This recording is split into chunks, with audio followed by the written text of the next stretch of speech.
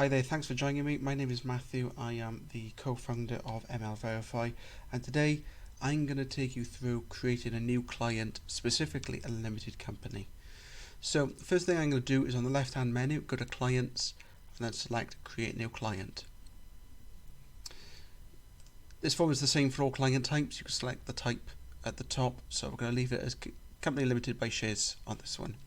And the great thing about this is if you know the company number, you can just enter it there and it'll pull in all the details from Companies House.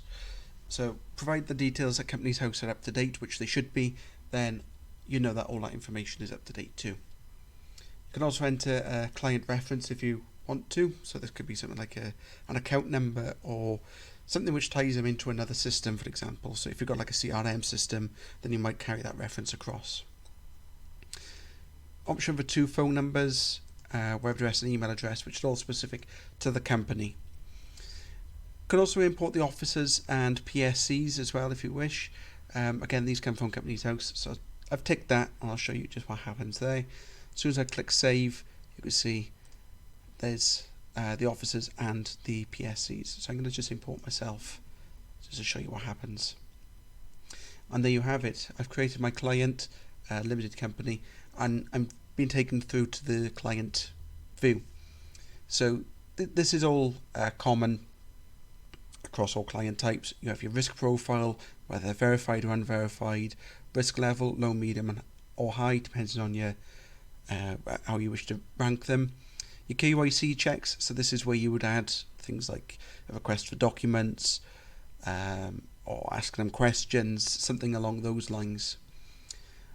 On the right hand side you have details, so you have the trading name of the company, client type, which we've just defined, the country, trading and correspondence address, and tags. So if you wish to group your clients by, for example, the product they subscribe to, then you could use tags there to group them.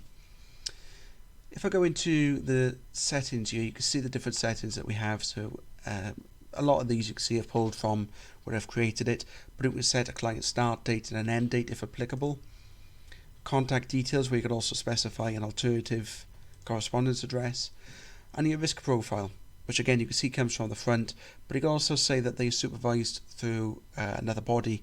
So for example, it could be any of these. So if they are registered elsewhere, then you can record that there, and also set how often you should review them and when the next review should take place. Great thing about limited companies is you've got the company number here, which if I click into this, you can see all the details which are pulled live from Companies House. So the company information, the filing information, a list of officers and the PSCs along with the nature of their control. And you can also add a monitor to companies as well. So you've got a list of changes to keep an eye out for at Companies House. You could tick them all, you could tick them all individually, it's up to you, but we have got an apply common risk checks option there, so I'm just going to save that. You can see that's turned green there.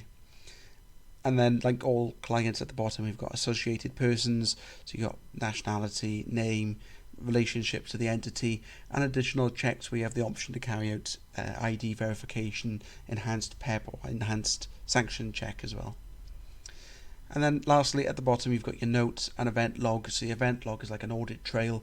It'll tell you when the client was created, when they were edited, what's been enabled, disabled, and so on. And that is basically it. If you need any further help with this, please don't hesitate to give us a shout. We're available on our community. I'll pop a link in the description of the video. I hope you found that helpful and hopefully see you on the community. Thank you.